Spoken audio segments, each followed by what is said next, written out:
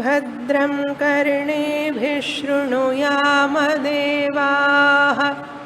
भद्रं पश्येमाक्षभिर्यजत्राः स्थिरैरङ्गैस्तुष्टुवागुंसस्तनूभिः व्यशेमदेवहितं यदायुः स्वस्ति न इन्द्रो वृद्धश्रवाः स्वस्ति नः पूषा विश्ववेदाः स्वस्ति नस्तार्क्ष्यो अरिष्टनेमिः स्वस्ति नो बृहस्पतिर्दधातु ఓం శాంతి శాంతి శాంతి. 89వ పేజీ 21వ కారిక. పాద ఇతి పాదవిదః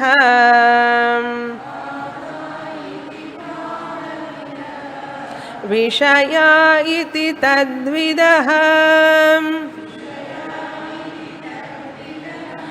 లోకా ఇతి లోకవిదః దేవా ఇతి చ తద్విదః.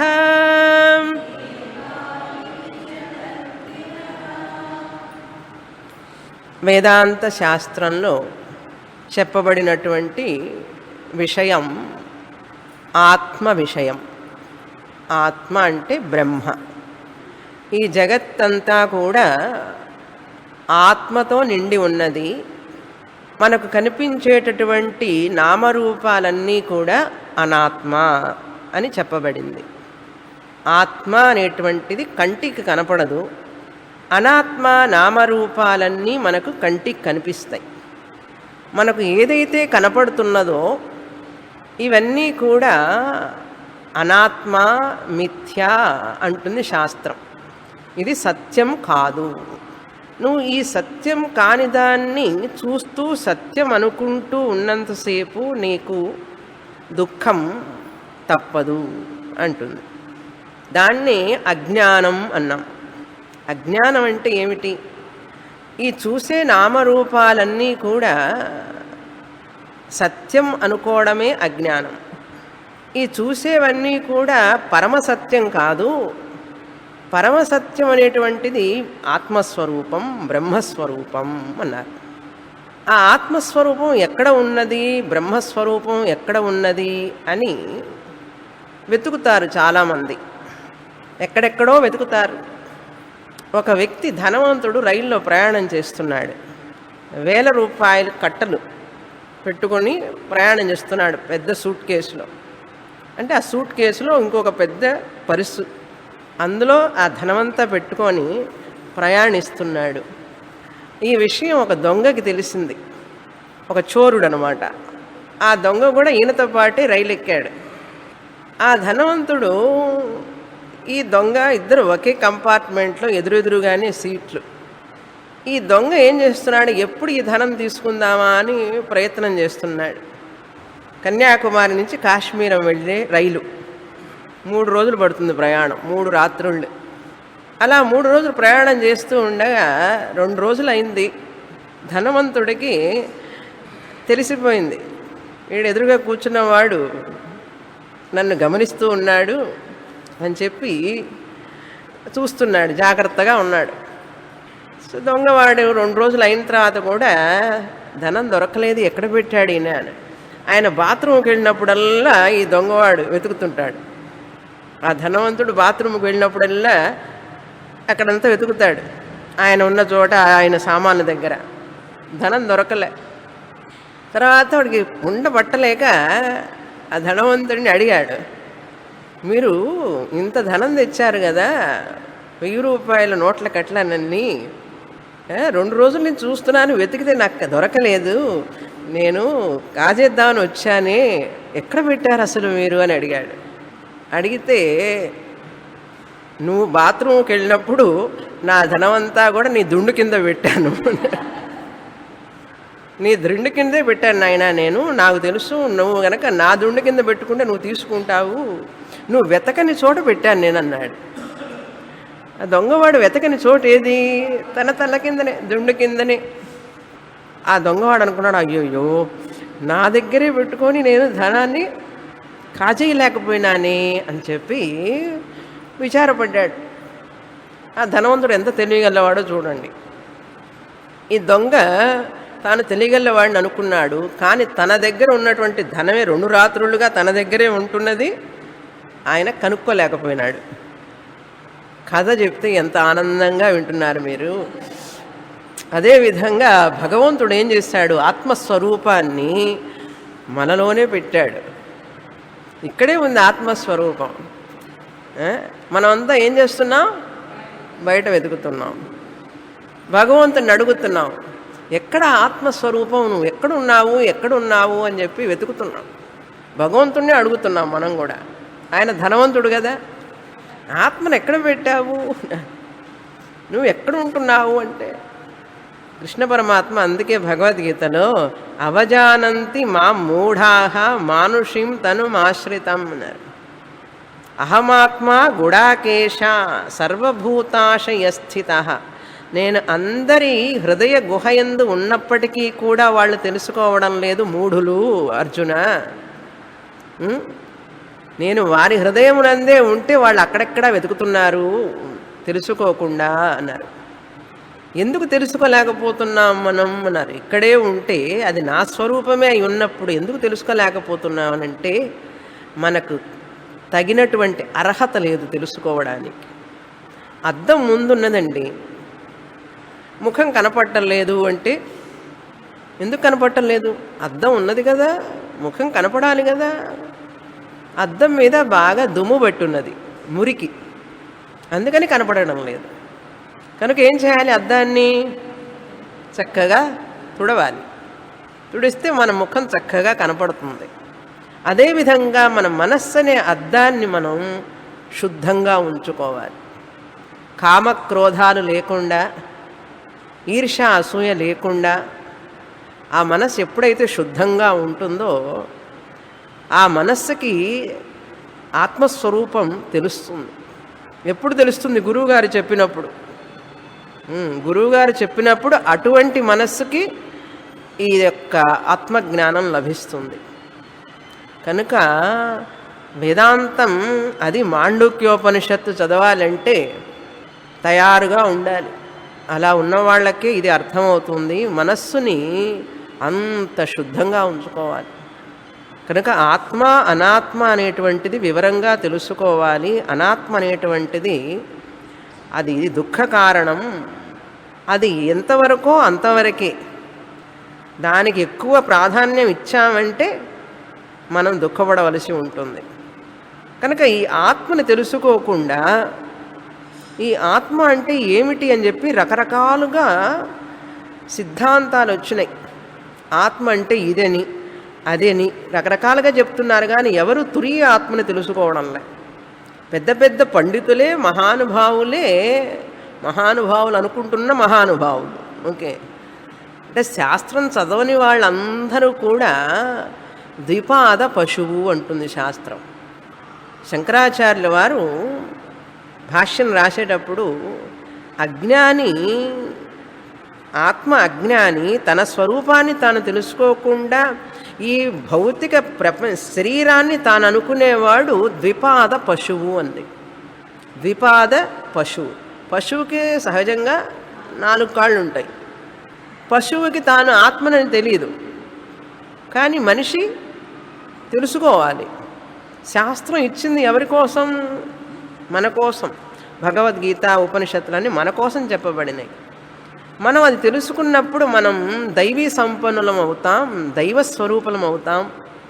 అలా తెలుసుకోనప్పుడు మన జన్మ నిష్ప్రయోజనం అవుతుంది, దుఃఖాల సాగరంలో మునిగే ఉంటాం అని చెప్తుంది శాస్త్రం.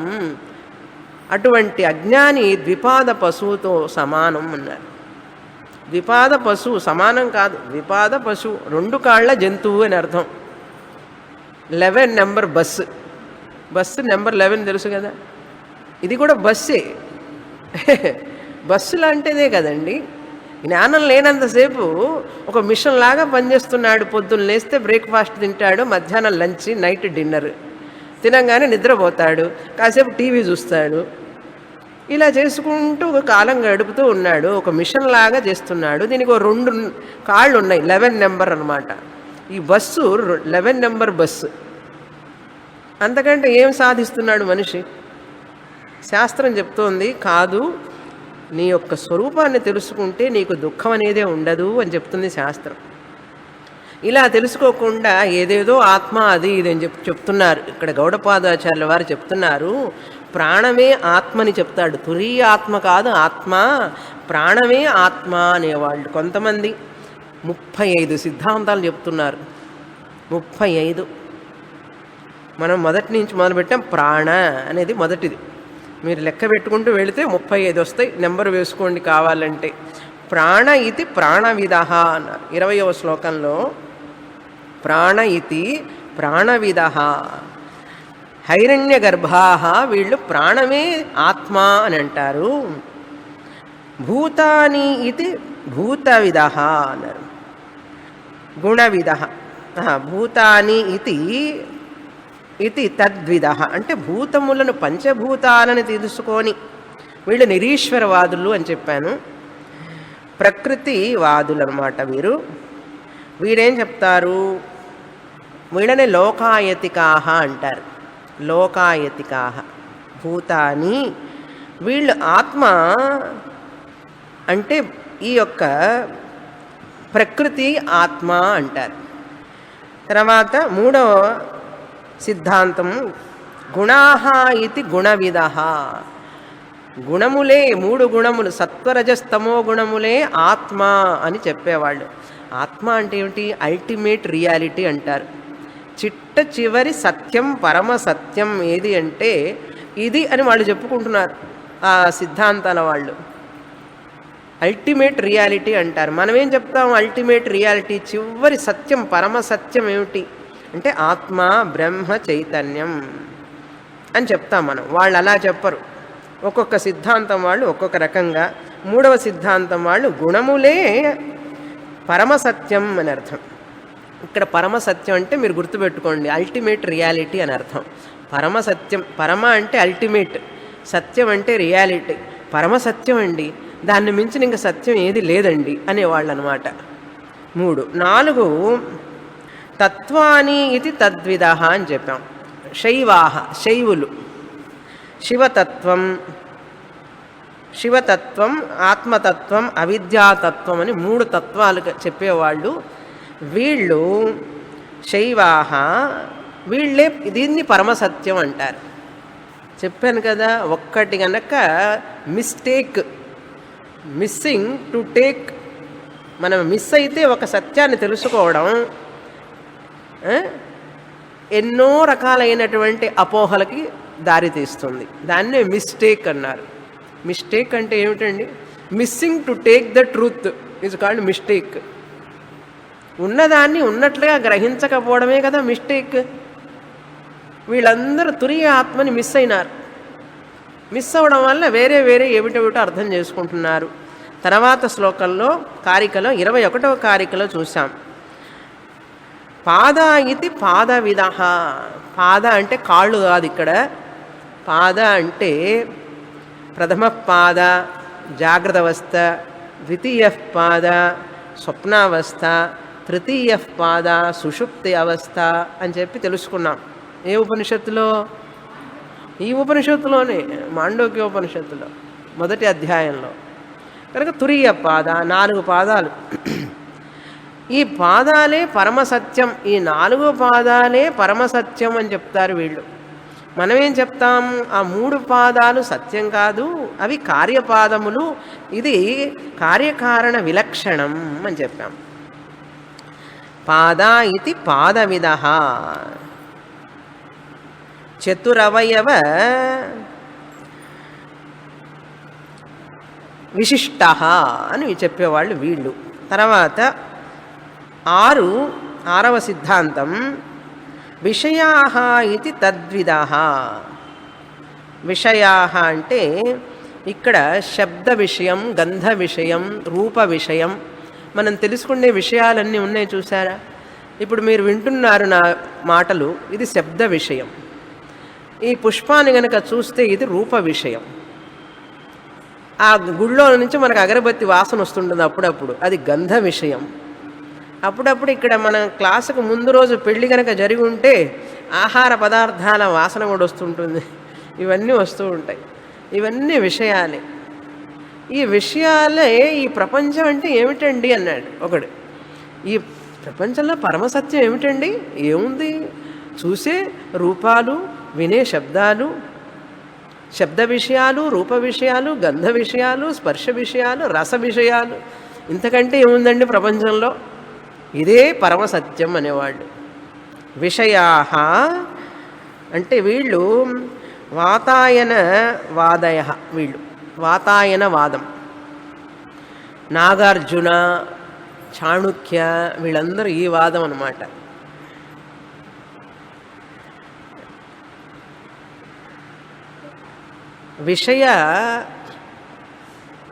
విషయానికి విషానికి ఒక శ్లోకం చెప్పాను, గుర్తుందా? విషయం విషం, దానికి దీనికి డిఫరెన్స్ ఏంటంటే ఆ శ్లోకం బాగుంటుంది, చక్కగా చెప్తాను నేను. విషయస్య విషయాణాంచ దూరం అత్యంతం అంతరం. విషయం విషం ఈ రెండిటికి చాలా దూరం ఉందట, అంతరం చాలా దూరం ఉంది. దూరం అత్యంతం అంతరం ఏమిటది? ఉపభుక్తం విషం హంతి విషయాః స్మరణాదపి. ఉపభుక్తం విషం హంతి. విషం ఏం చేస్తుందిట? అది తీసుకుంటే అంటే అది భుజించిన వాడినే చంపుతుంది. హంతి అంటే అతన్ని నాశనం చేస్తుంది. విషం తీసుకున్న వాణ్ణి మాత్రమే విషం హాని చేస్తుంది అతడికి. విషయాలు స్మరించినంత మాత్రానే హాని చేస్తాయి, అనుభవించవలసిన అవసరం లేదు. అనుభవానికి ముందే స్మరిస్తేనే చాలు. ఆ స్మరణలోనే వీడి జీవితం అంతా వృధా చేసుకుంటున్నాడా లేదా? ధ్యాయతో విషయాన్ పుంసః. కనుక విషయాలు అనేటువంటివి ఏ విషయాలు? ఇది కావాలి, అది కావాలి అని చెప్పి ఏవేవో కోరికలతో అన్ని విషయాలు ఆలోచిస్తుంటాను చూసారా. ఇంకా మనసులో అదే తిరుగుతూ ఉంటుంది కందిరీగలాగా, రింగ్ రింగ్ రింగ్ రింగన. అది కొనే వరకు మనకు నిద్ర పట్టదు కదా ఆ వస్తువు. అది కొన్న తర్వాత ఇంటికి వచ్చిన తర్వాత ఉన్నదని కూడా గుర్తుండదు మనకు. కానీ అది కొనే వరకు మనకు ఊపిరి ఆడకుండా, దాన్ని నిద్రపోకుండా రాత్రి పగళ్ళు దాని గురించి ఆలోచిస్తాం. స్మరణాదపి అన్నారు చూసారా. స్మరిస్తేనే చాలు నాయన, అది హాని చేస్తుంది. విషయం తాగిన వాడిని మాత్రమే హాని చేస్తుంది. విషయాలు అనేటువంటివి తలుచుకుంటేనే చాలు హాని చేస్తాయి మనిషికి. చూసారా ఎంత? అటువంటి విషయాలు పట్టుకొని ఆత్మ అంటున్నాడు. ఎవరు? విషయాత్మవాది. అందుకని ఆత్మని చేర్చండి ఒక్కొక్క దానికి. విషయాత్మవాది, పాదాత్మవాది, ప్రాణాత్మవాది అట్లనమాట. తత్వాత్మవాది అలా చెప్పుకోవచ్చు. గుణ ఆత్మవాది. ఇప్పుడు 6 అయినాయి కదా, 7. లోకవిద లోకాహ ఇది. లోకాహ అంటే పౌరాణికులు. లోకాహ లోకవిద అంటే పౌరాణికాహ. లోకాహ అంటే లోకాత్మవాదులు వీళ్ళందరూ. ఏమిటి లోకాత్మవాదులంటే? భూలోక, భువర్లోక, సువర్లోక ఈ లోకాలేనండి ఆత్మ అంటే. మరేముంది ఆత్మ అంటే అని చెప్తారు వాళ్ళు, లోకాత్మవాదులు. అప్పుడేమైంది? ఆత్మ భూలోకంలోనే ఉంది, భువర్లోకంలో ఉంది, సువర్లోకంలో ఉంది. అంతవరకే ఉంటుంది ఆత్మ. అంటే ఆత్మ పరిచ్ఛిన్నమే కదా, అంతటా లేనట్లే కదా ఆ ఆత్మ. వాళ్ళు చెప్పే ఆత్మ లిమిటెడ్ అంటాం. పరిచ్ఛిన్నం అంటే లిమిటెడ్. నేను తెలుగులో చెప్తే మీరేమో ఇంగ్లీష్లో చెప్తున్నారు నాకు. అప్పుడు నేను ఇంగ్లీష్ క్లాస్ తీసుకోవాలి ఇంకా. ఓకే. పరిచ్ఛిన్నం అనేది సంస్కృత పదం, పరిమితి అని అర్థం. పరిమితి అలా ఉంది తెలుగు భాష. ఈ రోజుల్లో ఏం చేస్తాం? ఓకే. భాష పరిమితి ఉన్నట్లే కదా ఆత్మకి. అది భూలోకం, భువర్లోకం, సువర్లోకంలోనే ఉన్నది అంటే ఇక్కడ లేదనే కదా అర్థం. ఈ మాట్లాడేవాడి దగ్గర లేదనే కదా అర్థం. పరిమితి అయిపోయింది కదా. 7వది. తర్వాత 8 దేవాహ ఇది దేవవిద, అంటే దేవతలే ఆత్మ, దేవాత్మవాదులు. 8వ సిద్ధాంతం. వీళ్ళెవరంటే పూర్వమీమాంసకులు. పూర్వమీమాంసకాహ దేవాత్మవాదులు ఉన్నారు. ఎవరెవరంటే అగ్ని, ఇంద్ర, విష్ణుదేవత, అగ్నిదేవత, యమదేవత, వాయుదేవత, కుబేర దేవత, ఈశాన దేవత. ఈ దేవతలందరూ ఆత్మ అని, వీళ్ళే ఆత్మ అంటే అని చెప్తున్నారు. తర్వాత కారిక చదువుతాం. ఇప్పుడు 8 మంది, 8 సిద్ధాంతాలు అయినాయండి. 9వ సిద్ధాంతం 35 లెక్క పెట్టుకోండి. తర్వాత వేదా ఇతి వేదవిదః యజ్ఞ ఇతి చ తద్విదః భోక్తేతి చ భోక్తృవిదః భోజ్యమితి చ తద్విదః.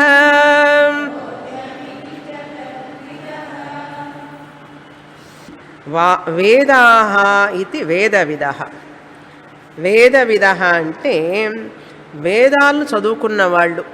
ఋగ్వేదం, యజుర్వేదం, సామవేదం, అథర్వణ వేదం, ఈ వేదాలన్నీ పారాయణం చేస్తారు చూడండి. వాడని ఏమంటాం? ఋగ్వేది, యజుర్వేది, సామవేది. ఒక వేదాన్ని చదువుకుంటే ఏకవేది, 2 వేదాలు చదివితే ద్వివేది, 3 వేదాలు చదివితే త్రివేది, 4 వేదాలు చదివితే చతుర్వేది. మనం అవేది. ఏ వేదం తెలుసుకోవడం లేదు. పోనీ 4 వేదాలు ఉన్నాయని చెప్తే చాలు తర్వాత ఆ సంగతి. ఈ వేదాలు చదువుకున్న వాళ్ళు ఏమంటారంటే ఈ వేదమే ఆత్మ అంటారు. ఎందుకంటే వేదం శబ్దం కదండి, శబ్దమే బ్రహ్మం. శబ్ద బ్రహ్మ అంటారు చూసారా, నాద బ్రహ్మ అని, శబ్ద బ్రహ్మ అని. కనుక వేదమే బ్రహ్మ. వేదం అంటే శబ్దం, వేదం అంటే నాదం. కనుక వేదమే బ్రహ్మ, ఆత్మ అని చెప్పేవాళ్ళు. వీళ్ళు ఒక సిద్ధాంతం. వీళ్ళనే స్ఫోటవాదం అంటారు. స్ఫోటవాదం. శబ్ద బ్రహ్మవాది లేక స్ఫోటవాది లేక నాద బ్రహ్మవాది వీళ్ళకి పేరు అన్నమాట. వేదాత్మవాదులకి ఇవన్నీ పేర్లు. వీళ్ళందరూ ఒకళ్ళు ఉన్నారని మనకు తెలియదు, కనీసం విందాం పేర్లన్నీ. ఓకే. వేదవిదః. తర్వాత 10వ సిద్ధాంతం. యజ్ఞాః ఇతి తద్విదః. యజ్ఞో వై విష్ణు. యజ్ఞమే కదా ఆత్మ, యజ్ఞమే పరమాత్ముడు, యజ్ఞమే ఆత్మ. అంటే యజ్ఞాలు చేసేవాళ్ళు ఉన్నారు కదా, వాళ్ళందరూ ఏం చెప్తారు? వీళ్ళని కర్మకాండులు అంటారు. కర్మ అంటే వేదంలో చెప్పినటువంటి జ్యోతిష్ఠోమయాగ, పుత్రకామేష్టి యాగ, సోమయాగ, ఈ యాగాలు ఆ యాగాలు యజ్ఞాలు ఉన్నాయి కదా, అవే ఆత్మ అంటే అన్నారు. వీళ్ళని ఏమంటారంటే బోధాయన మతం. ఇది బోధాయన కర్మకాండులు, యజ్ఞాత్మవాదులు. యజ్ఞమే ఆత్మ అని చెప్పేవాళ్ళు. వాళ్ళు ఏం చెప్తారో తెలుసా? వేదం 2 భాగాలు, పూర్వ భాగం, ఉత్తర భాగం. పూర్వ భాగమేమో కర్మకాండం, ఉత్తర భాగమేమో వేదాంతం. వాళ్ళు ఏం చెప్తారంటే కర్మకాండంలో మీకు బాగా ధనం కావాలంటే ఆవహంతి హోమం చెయ్యి అంటుంది. ఆయుష్ పెరగాలంటే ఆయుష్ హోమం చెయ్యి అంటుంది. స్వర్గానికి వెళ్ళాలంటే జ్యోతిష్ఠోమయాగం చెయ్యి అంటుంది. ఎన్ని ప్రయోజనాలు చెప్తున్నది పూర్వభాగం. అందుకని ఫెర్టైల్ ల్యాండ్ లాంటిది. ఫెర్టైల్ ల్యాండ్ అంటే తెలుసా? సారవంతమైన భూమి. అబ్బా, సారవంతమైన భూమి లాంటిదండి కర్మకాండం. చక్కగా ఎన్నెన్ని ఫలాలు ఇస్తుంది. మనకి ఏది కావాలంటే అది ఇస్తుంది. మగపిల్లవాడు పుట్టాలంటే ఏం చేయాలో చెప్తుంది. ఆడపిల్ల కావాలంటే ఏం చేయాలో చెప్తుంది. ఇల్లు కట్టుకోవాలి, ఇల్లు కావాలి అంటే ఏం చేయాలో చెప్తుంది. ఇవన్నీ చెప్తుంటే సారవంతమైనటువంటి కర్మకాండ చెప్పేటటువంటి వేద పూర్వభాగం వేదాంతంలో ఏం చెప్తారండి? ఏమీ లేదు. అంతా ఏముందండి, అంతా బ్రహ్మమయం. ఇవన్నీ కూడా వేస్ట్. నిస్సారమైనటువంటి భూమి లాంటిది, ఎడారి లాంటిది వేద. ఎడారి లాంటిది, ఏమీ ప్రయోజనం లేదు ఇక్కడ. ఇది చెయ్యి, అది చెయ్యి అన్న చెప్తుందా? అది వద్దు, ఇది వద్దు అని చెప్తుంది. ఉన్నవి కూడా వదిలిపెట్టని చెప్తుంది. పైగా ఇటువంటి వేదాంతం ఏముందండి, నిస్సారమైన భూమి. ఇందులో పండ్లు, ఫలాలు, పుష్పాలు వచ్చే భూమి కాదు ఇది. అందుకని ఊషర భూమి అంటారు దాన్ని. ఊషర భూమి, మెట్ట వేదాంతం అని చెప్తారు. మెట్ట భూమి అంటే అది అన్ని సారం అంతా వచ్చిన తర్వాత మెట్ట భూమి అంటే ఏవో వేస్తారు అందులో పనికిరానివన్నీ. అట్లాంటిది అని చెప్తారు వీళ్ళు. యజ్ఞ ఆత్మవాదులు ఈ వేదాంతం క్లాస్కు వాళ్ళు రారు. ఇది ఎక్కడ ఏముందండి, ఇందులో అంతా ఎడారి లాంటిదే కదా అని చెప్తారు. 10వ సిద్ధాంతం. తర్వాత భోక్తృవిద భోక్తాః ఇది, భోక్తాత్మవాది. ఈ సాంఖ్యులు ఏం చెప్తారంటే పురుష భోక్త. భోక్త అంటే ఏమిటి? అనుభవించడం. ఈ పురుష అనేటువంటి తత్వం చూసారా, ఆత్మతత్వం ప్రకృతి మీద ఆధారపడి ఉంటుంది, అనుభవిస్తూ ఉంటుంది. అనుభవించేవాడు అని అర్థం. భోక్త అనుభవించేవాడే ఆత్మ అన్నారు. భోక్తాత్మవాది సాంఖ్యులు అన్నమాట. తర్వాత భోజ్యమితి తద్విద. భోజ్యం అంటే మనం భుజించేటటువంటివన్నీ కూడా రసగ్ ఏవాయం లబ్ధ్వానందీ భవతి అన్నారు. అంటే మనం భుజించేవన్నీ ఏవైతే మనం అనుభవిస్తున్నామో ఇవన్నీ కూడా ఆనందంగా అదే ఆత్మ అనేవాళ్ళు వీళ్ళు. ఈ రసాలు ఉన్నాయి చూసారా, భోజ్యం అంటే నవరసాలు, రకరకాల రసాలు ఉన్నాయి కదా. ఆ రసాలే ఇక్కడ చెప్పేది ఏంటంటే సంగీత రస, ఇవన్నీ మనం అనుభవిస్తున్నాం కదా. సంగీత రసం, నృత్య రసం, నవరసాలు, ఈ రసాలన్నీ కూడా అనుభవించేవాడు భోజ్యం, ఇదే ఆత్మ అనేవాడు. ఒక అతను పెళ్ళికి వెళ్ళాడు, వివాహానికి చుట్టానికి. వివాహానికి వెళితే అక్కడ మరి భోజనం పెడతారు కదా.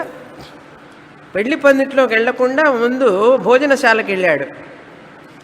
మీకు తెలుసు ఇంకా వివాహం అంటే అక్కడ ఎన్నెన్నో రకాలు ఉంటాయి. తింటూ ఉన్నాడు కూర్చొని. తిన్నాడు, ఉదయం బ్రేక్ఫాస్ట్ అయింది, మళ్ళీ బయటికి రాలేదు, తింటూనే ఉన్నాడు. మధ్యాహ్నం భోజనం మధ్యాహ్నం అయింది, మళ్ళీ రాత్రి వరకు తింటూనే ఉన్నాడు. ముహూర్తం అయిపోయింది అక్కడ. ఏమిటా ముహూర్తం? మాంగళ్యం తంతు నామేన. పెళ్ళికి ఎందుకు వెళ్ళింది? ముహూర్తానికి వెళ్ళడానిక? అక్షింతను వేయాలి కదా ముహూర్తం టైంకి. గట్టి మేళం వాయిస్తున్నా కూడా వాళ్ళు భజంత్రీలు వినపడలే. ఎందుకంటే లడ్డు, పాయసం ఇవన్నీ తింటుంటే ఆనందంగా ఉంది. పెళ్ళికి వచ్చింది ముహూర్తంకి టైంకి, ముహూర్తం అక్షింతలు వేయడానికి వెళ్ళాడు. కానీ ఈ భోజనశాలలోకి వెళ్ళంగానే ముహూర్తం మర్చిపోయినాడు. మన సంగతి అంతే. ఇప్పుడు మనం ఈ ప్రపంచంలోకి వచ్చి జీవాత్మ పరమాత్మ ఐక్య జ్ఞానమే ముహూర్తం, ఇది మర్చిపోయినాం. ఏం తింటున్నాం? భోజ్యవిద. ఇల్లు కొన్నాడు, ఆనందంగా అనుభవిస్తున్నాడు. కారు కొన్నాడు, కారుతో అనుభవిస్తున్నాడు. పిల్లలు, మనవళ్ళు, మనవరాళ్ళు ఆనందంగా అనుభవిస్తూ ఉన్నాడు. కాలం గడిచిపోతూ ఉంది. దినయామిన్యౌ సాయం ప్రాతః శిశిర వసంతో పునరాయాత. ఎన్ని ఉగాదులు వచ్చినాయి, మళ్ళీ ఉగాది వస్తున్నది. ఇప్పుడు ఎన్ని ఉగాదులు చూసామండి మనం, ఎన్ని సంవత్సరాలు చూసాం, ఎన్ని అయిపోయినాయి. కానీ ముహూర్తం మర్చిపోయినాం. ముహూర్తం, అసలు ముహూర్తం ఏమిటది? జీవాత్మ పరమాత్మ ఐక్యం. ఈ జీవాత్మనైన నేను ఆ పరమాత్మని అని తెలుసుకోవాల్సినటువంటి ముహూర్తాన్ని మర్చిపోయి అనుభవిస్తూ ఉన్నాం. పుట్టంగానే బొమ్మ అని బొమ్మల వెనకాల తిరిగాడు. కొంత యుక్త వయసు రాగానే ఇంకొక బొమ్మను పట్టుకున్నాడు. ఆ? నిజమైన బొమ్మ. ఆ బొమ్మను పట్టుకొని బొమ్మను వివాహం చేసుకున్నాడు. తర్వాత భార్య హనీ హనీ హనీ అన్నాడు. అబ్బాయి పుట్టంగానే మళ్ళీ అబ్బాయి అబ్బాయి అబ్బాయి అన్నాడు. తర్వాత ఇట్లా ముసలితనం వరకు ఏదో ఒకటి వ్యాపకాల్లో పడిపోతూనే ఉన్నాడు. కానీ మనిషి తాను ఎందుకు ఇవన్నీ పురుషార్థాలు ధర్మార్థ కామాలు వాటిట్లోనే గడిపేస్తున్నాడు. కానీ మోక్షం పురుషార్థాన్ని మర్చిపోయినాడు మనిషి. కనుక మనం వచ్చిన పని మర్చిపోకూడదు. అసైన్మెంట్ అంటారు దీన్ని. దేవుడు మనకు ఒక అసైన్మెంట్ ఇచ్చాడు. ఏమిటా అసైన్మెంట్? ఈ శరీరాన్ని ఇచ్చినందుకు నేను జన్మ సార్థకం చేసుకున్నాను, మోక్షాన్ని పొందాను, థ్యాంక్ యూ అని చెప్పి ఆయనకి అసైన్మెంట్ పూర్తి చేసి ఇవ్వాలి. మనమేం చేస్తున్నాం? ఇప్పుడు కాదులే, వచ్చే జన్మ చూస్తాను. స్టూడెంట్స్ 13 సంవత్సరాల నుంచి వింటూ కూడా స్వామిని నాకు వచ్చే జన్మ కూడా ఎట్లయినా వచ్చే జన్మకైనా మోక్షం వస్తుందా, ఈ జన్మలోనే వస్తుందని గురువు చెప్తే శిష్యుడు ఒప్పుకోవడంలే. వచ్చే జన్మ కన్నా వస్తుందంటారు మోక్షం అన్నారు. ఏం చెప్పాలి? తప్పకుండా వస్తుందని చెప్పాను. అట్లా ఉంటుంది. నమ్మకం లేదు. గురువు గారు చెప్పే విద్య మీద నమ్మకం లేదు, వాళ్ళ మీదనే నమ్మకం లేదు. అందుకని తనకు తన మీద విశ్వాసం నమ్మకం ఉండాలి మనిషికి. అది లేకపోతే ఎన్ని జన్మలు ఎత్తినా కూడా ముహూర్తాన్ని మర్చిపోతూనే ఉంటాం. అసలు ముహూర్తం, పెళ్లి ముహూర్తాలు అన్నీ అయిపోయినాయి, అవి సరి. మన ముహూర్తం ఒకటి ఉంది, లైఫ్కి ఒక ముహూర్తం ఉంది. మనకు ముహూర్తం అనగానే, లైఫ్కి ముహూర్తం అనగానే మరణం అనుకుంటారు చాలామంది. అది కాదు. ఆత్మజ్ఞానాన్ని పొందడమే పరమ లక్ష్యంగా ఉండాలి మనిషికి. మోక్షాన్ని పొందడానికి వచ్చామండి. లేకపోతే మనకి ఆ పశువులకి ఏమిటి తేడా? ఆహార నిద్ర భయమైథునంచ సామాన్యమే తస్పశుభిర్నరాణం బుద్ధిర్హితేషాం అధికో విశేష బుద్ధిర్విహీన పశుభిः సమానః. ఈ శ్లోకం మీకు చెప్పక్కర్లేదు, తెలుసు కదా.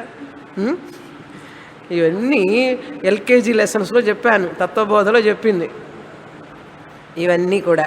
కనుక ఈ ఆత్మని తెలుసుకోవడమే లక్ష్యం. భోజ్య విధ అంటే భోజనం చేస్తూనే ఉన్నాడు వీడు, అది ఇది అనుభవిస్తూనే ఉన్నాడు. ఆహా, ఇది ఎంత రుచిగా ఉంది, అది ఎంత రుచిగా ఉంది.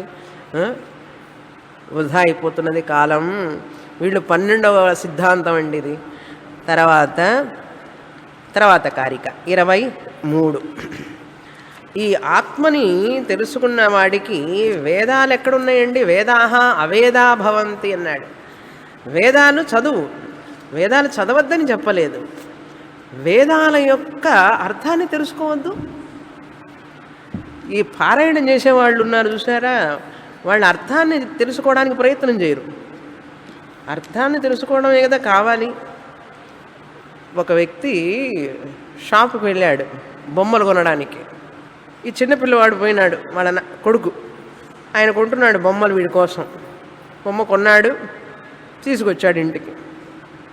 తీసుకొచ్చిన తర్వాత బొమ్మతో ఆడుకున్నాడు, పెద్దవాడైనాడు, వివాహం చేసుకున్నాడు, పిల్లలు పుట్టారు. పుట్టిన తర్వాత మళ్ళీ బొమ్మ కోసం వెళ్తాడా? తనకు కావాలి బొమ్మని వెళతాడా షాపుకి? వెళితే ఒకవేళ బొమ్మ కొనాలని ఎవరికి కొంటాడు? తన కొడుకుకో మనవడికో కొనాలి. అంతేగాని 50 ఏళ్ళు వచ్చిన తర్వాత ఈ బొమ్మ చాలా బాగుంది అని అంటాడా? అంటే ఒకవేళ ఏమంటే లెక్క కీల్పాకులో ఉండాలని అర్థం. అంతే కదా. 50 ఏళ్ల తర్వాత కూడా 5 ఏళ్ళు ఉన్నప్పుడు వాళ్ళ నాన్న బొమ్మ కోసం వాడిని షాపుకి తీసుకెళ్ళాడు, బొమ్మ కొనుక్కున్నాడు, బొమ్మలన్నీ అనుభవించాడు, ఆనందంగా ఆడుకున్నాడు. పెద్దవాడైన తర్వాత ఆ బొమ్మల మీద ఆశ ఉంటుందా? ఉండదు కదా. మనం ఏం చేస్తున్నాం? జీవితంలో మనం కూడా అంతే. ఈ సిద్ధాంతం ఆ సిద్ధాంతం అని పెట్టుకొని బొమ్మల కోసం 50 ఏళ్ల వాడు బొమ్మ కోసం పాకిలాడినట్టుగా మనం కూడా ఈ ప్రాపంచ విషయాల కోసం పాకులాడుతున్నాం. ఇంకా చెప్పబోతున్నారు, లిస్టు చాలా ఉంది. తర్వాత కారిక చదువుతాం. 23. సూక్ష్మ ఇతి సూక్ష్మవిదః స్థూల ఇతి చ తద్విదః మూర్త ఇతి మూర్తవిదః అమూర్త ఇతి చ తద్విదః.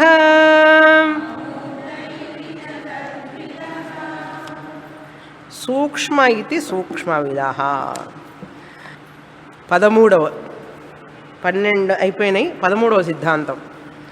ఈ సిద్ధాంతాలన్నీ కూడా దోషభూయిష్టమైనవి. వీళ్ళందరూ ఈ సూక్ష్మమైనటువంటి దిగంబర జైనులు. వీళ్ళు దిగంబర జైనులు ఏమంటారంటే, జైనులు తెలుసు కదా, జైన్స్. వాళ్ళ సిద్ధాంతం ఏమిటంటే సూక్ష్మవిద. సూక్ష్మవిద అంటే సూక్ష్మమే, ఈ సంకోచం వ్యాకోచం చెందేటటువంటి సూక్ష్మమైనది ఏదైతే ఉందో అదే ఆత్మ అనేవాళ్ళు. పరమాణువాదులు అని అర్థం. సూక్ష్మమైనటువంటి పరమాణువులు ఉంటాయి కదా, ఆ సూక్ష్మమైనటువంటి పరమాణువే ఆత్మ అని చెప్పేవాళ్ళు జైనులు అన్నమాట.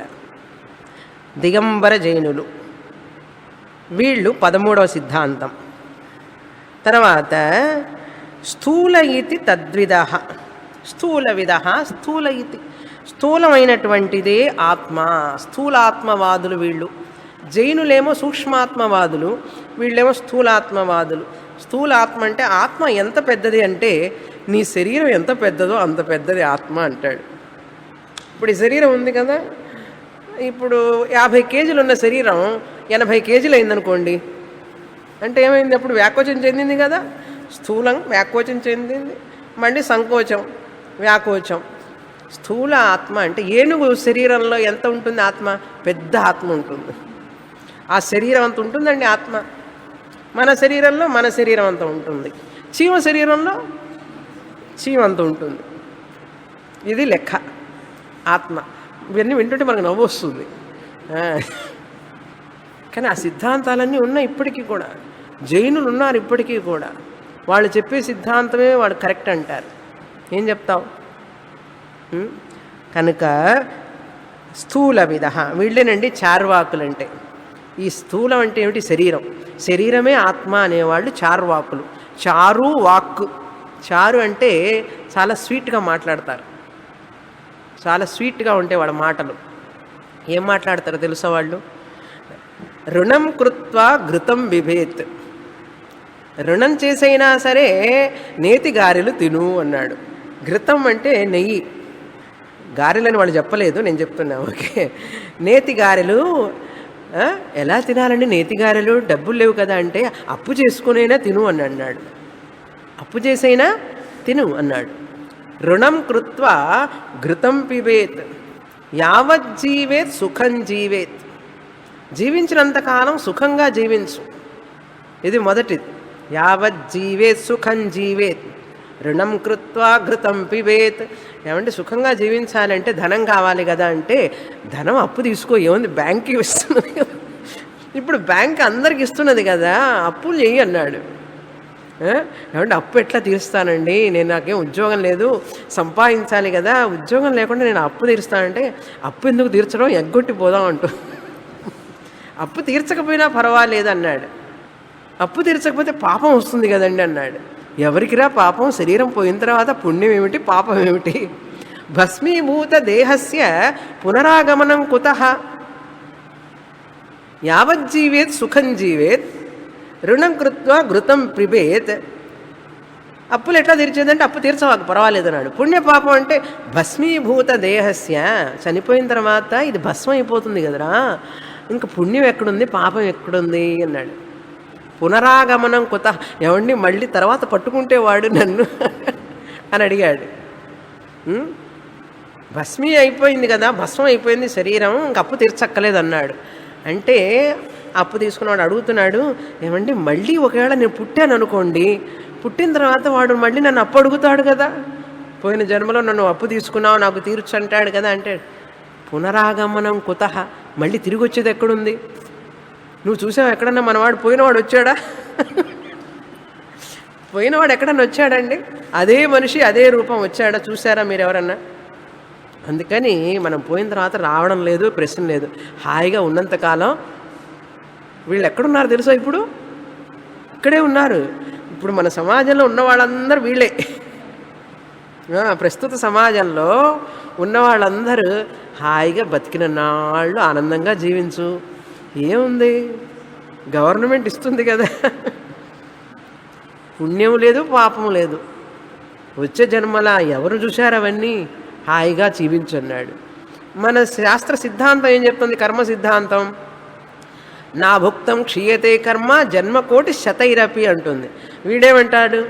మళ్ళీ పుట్టడమా, పుణ్యం పాపం లేదు, పుట్టడం లేదు, ఏమి లేదు, ఇవన్నీ చెప్పి భయపెట్టకండి మమ్మల్ని, ఏదో ఉన్ననాళ్ళ హాయిగా ఉండనివ్వండి మమ్మల్ని అంటారు వీళ్ళు. అందుకని ఏం చేసైనా సరే ధనం ధనం, ఆనందంగా జీవించు, నీకు జీవించడం చేత కాకపోతే పో. మనల్ని వాళ్ళు నిందిస్తారు. నీకు జీవించడం చేత కాకపోతే, ఆనందం అనుభవించడం చేత కాకపోతే పో.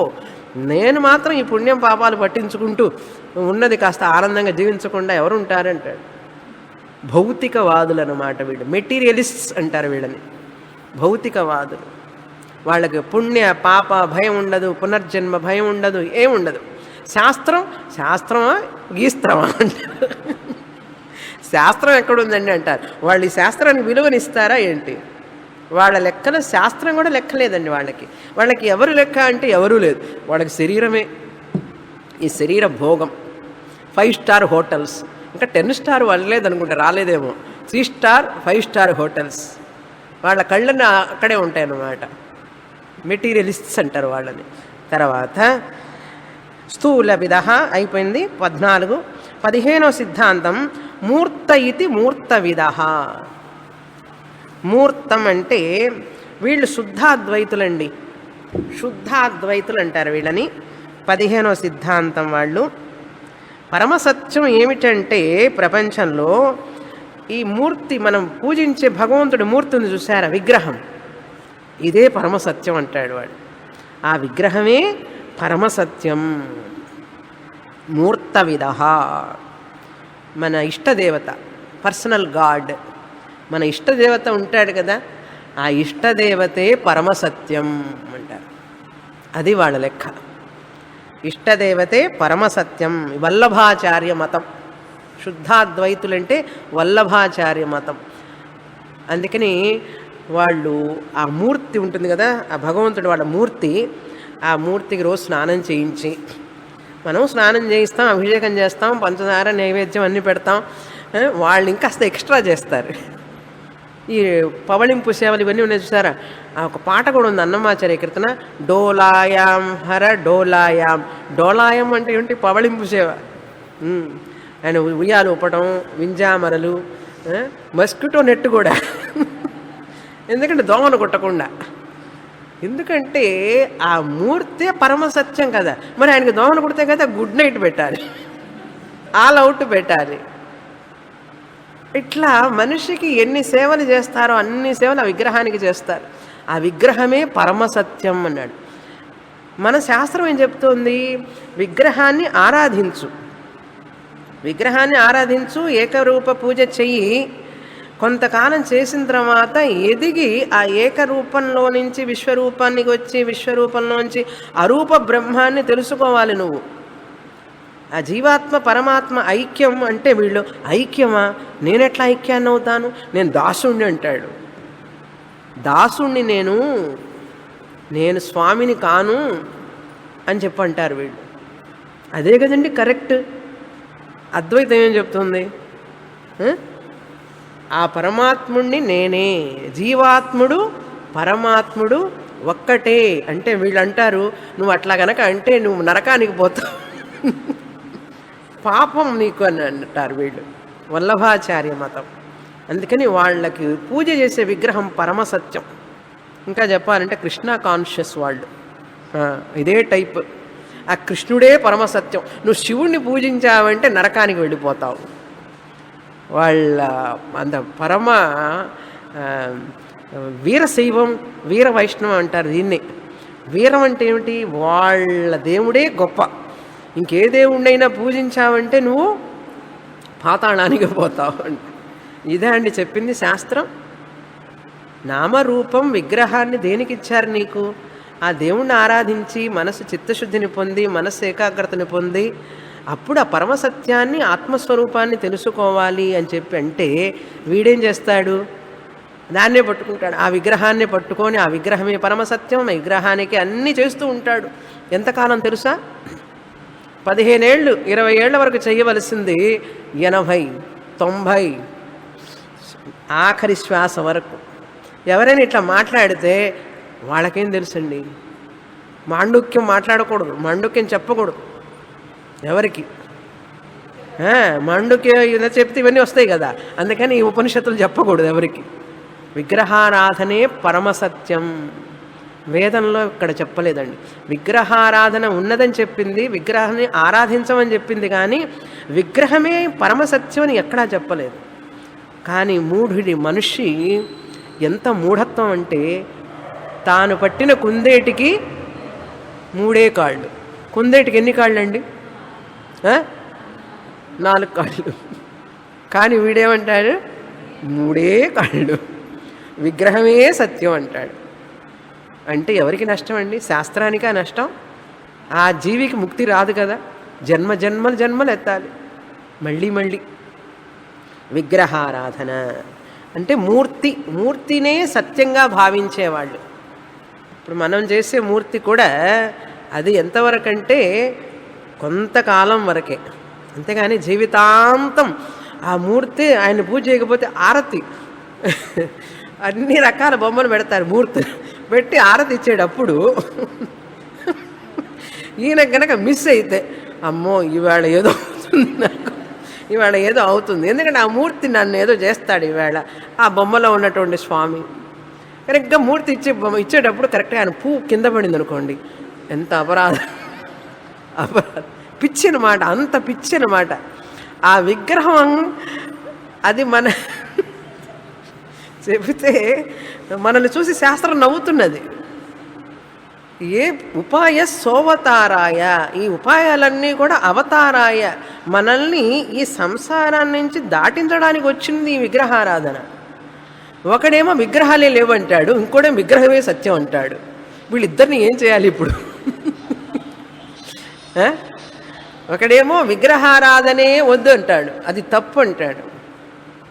వీడేమో విగ్రహమే సత్యం అంటాడు. మనం ఏం చెప్తాం? మిడిల్ పాత్ అంటే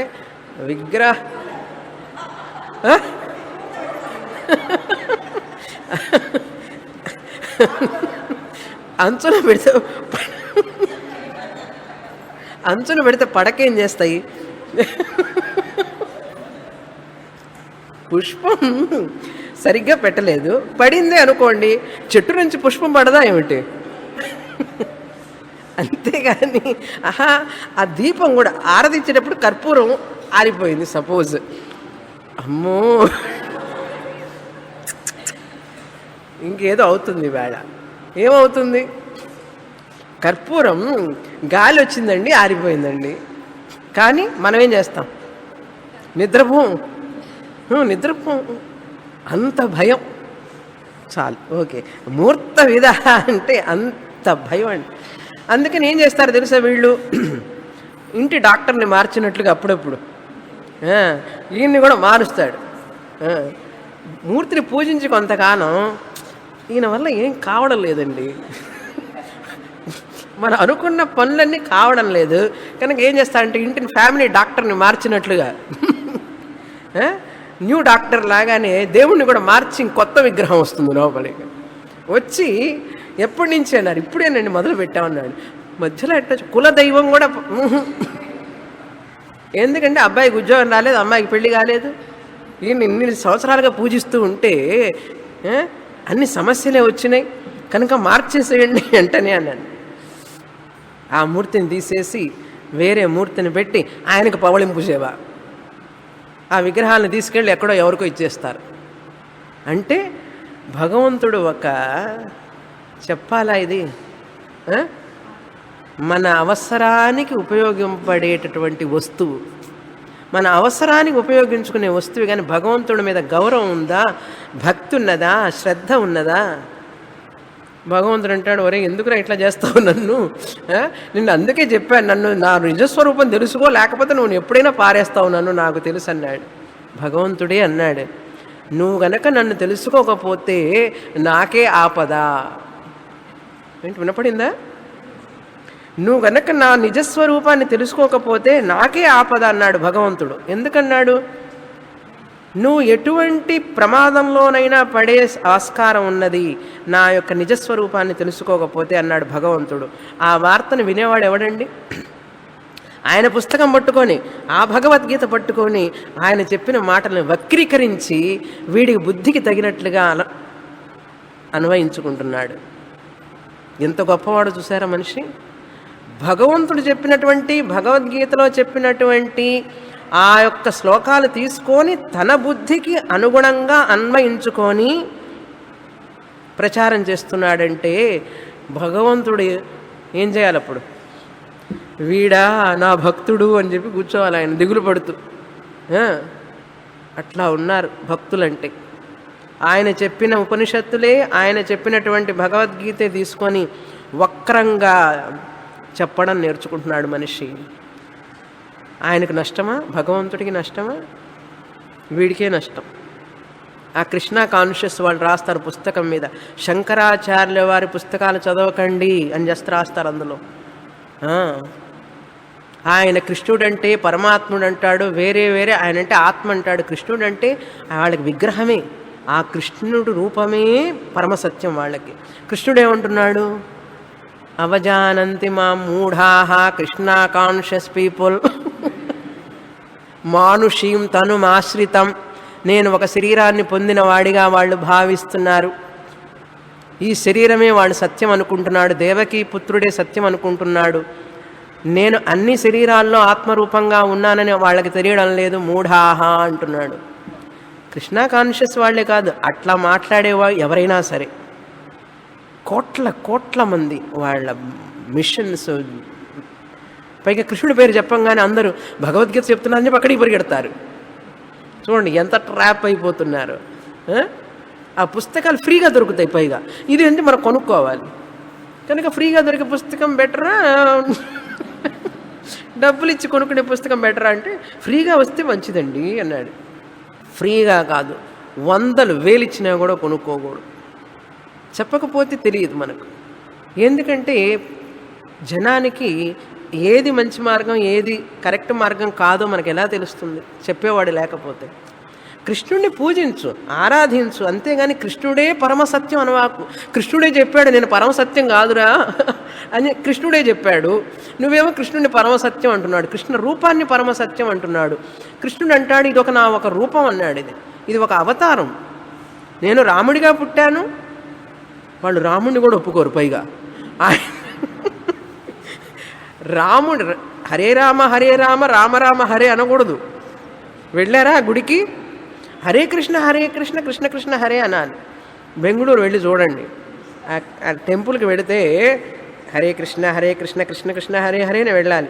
హరే రామ అంటే బయటికి పంపిస్తారు నిన్ను, రాసి కూడా ఉంటుంది. ఆ మంత్రం కలియుగ నామం, తారక మంత్రం అది. రాముణ్ణి కూడా తీసేసి కృష్ణుని మాత్రమే పెట్టారు. అంటే పర్వాలే ఏదో పెట్టాడు, అసలు లేని దానికంటే అన్నాడు. మూర్త విధ. తర్వాత అమూర్త విధ, వీడి అదర్ ఎక్స్ట్రీమ్. అమూర్తం అంటే శూన్యం అని అర్థం. మూర్తి లేడు, దేవుడు లేడు, రూపం లేదు, ఏమీ లేదు. బౌద్ధులు అన్నమాట. బౌద్ధులు శూన్యవాదులు. వీళ్ళు ఆ భగవంతుడికి రూపమే లేదు, ఆయన శూన్యం అనేవాళ్ళు వీళ్ళు అమూర్త విధః అన్నారు. తర్వాత ఇంతవరకు 16 అయినాయండి, ఇంకా అంతమంది ఉన్నారు. తర్వాత కాల ఇతి కాల విదః దిశ ఇతి చ తద్విదః వాద ఇతి వాదవిదః భువనానీతి తద్విదః. కాల ఇతి కాలవిదః. ఈ కాలమే పరమాత్మ అనేవాళ్ళు. కాలం అంటే కొంతమంది ఈ రాహుకాలం, కాలం బాగాలేదండి అంటాడు. కాలమే ఆత్మ, అన్నిటికీ కాలమే. ఏది చేయాలన్నా కూడా ఏమంటే టైం టైం చూసి చేస్తాడు అన్నీ. అంత టైం మీదనే రాహుకాలం, కేతుకాలం, ఘటిక కాలం, గుటిక కాలము, గుటిక కాలం, ఏవేవో కాలాలు, పంచాంగం అన్నమాట. జ్యోతిష్కులు అంత కాలం మీదనే ఆధారపడి ఉంటుంది. ఏమిట్రా అంటే ఏం లేదండి టైం బాగలేదంటాడు. అంటే టైమే ఇంపార్టెంట్ వాళ్ళకి. ఇప్పుడు టైం సరిగా ఉంటే అన్నీ సరిగ్గా ఉంటాయి, టైం కనుక సరిగా లేకపోతే ఏది సరిగా ఉండదు అంటాడు. టైం అంటారంటే కాలమే పరమసత్యం. అంటే లౌకికాహ, వీళ్ళు లౌకికులు. ఏమన్నా అంటే తలరాత కూడా కాలం బాగా ఉంటే తలరాత కూడా బాగుంటుంది అంటాడు. అంత టైం అబ్సెస్డ్ పీపుల్ అని అర్థం. బయటికి వెళ్ళాలంటే టైం చూసుకుంటాడు, ఏది చేయాలన్నా టైం చూస్తాడు. స్వామిని ఇంటికి వెళ్ళాలన్నా టైం. ఏమంటే మంచి రోజు చూసి వస్తాను క్లాస్కి అంటాడు. ఏది భగవద్గీత క్లాస్కి. భగవద్గీత క్లాసుకి రావడానికి మంచి రోజు ఏమిటి? అన్ని రోజులు మంచివే. లేదండి, మంచి రోజు చూసిస్తే నిర్విఘ్నంగా జరుగుతుంది. నీ బుద్ధి సరిగ్గా ఉంటే నిర్విఘ్నంగా జరుగుతుంది. కాలం కాదుగండి. కాలం సరైన కాలంలో కనుక వెళ్ళకపోతే విఘ్నాలు వస్తాయి చెప్తారు మనకే. ఆ కాలం అంటే అంత అప్సెస్డ్ అనమాట. భగవంతుడు, దేవుడు అవన్నీ తర్వాత వాళ్ళకి, కాలమే ప్రధానం. కాలాత్మవాది, పరమసత్యం కాలం. వీళ్ళు ఏం చేస్తారు, న్యూమరాలజీ కూడా. టైం బాగలేదంటాడు ఆయన. న్యూమరాలజీ చూసారా, పేరులో అక్షరం మారుస్తాడు. ఏమిట్రా ఈ స్పెల్లింగ్ అంటే, అవునండి అట్లా పెడితే కానీ నాకు అచ్చి రాదంటాడు. న్యూమరాలజీ అట్లా పెడితే కానీ అచ్చి రాదు. ఎవరు చెప్పారంటే ఇప్పుడు టైం బాగాలేదు, ఆ 7th హౌస్లో ఏలినాటి శని 7th హౌస్లో ఈయన ఉన్నాడు, 6th హౌస్లో ఆయన ఉన్నాడు, కనుక ఏం చేస్తారంటే పేర్లు అక్షరం మార్చేస్తా అన్నాడు. లేకపోతే ఆ రాయి పెట్టుకో, ఇవి ఉంటాయి కదా మణులు, ఏవో రాళ్ళు, నవరత్నాలు ఏవో పెట్టుకొని, వీటిలోనే వాళ్ళు అబ్సెస్డ్ అనమాట.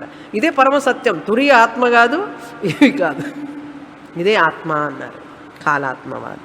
తర్వాత దేశ ఇతి తద్విద. దేశ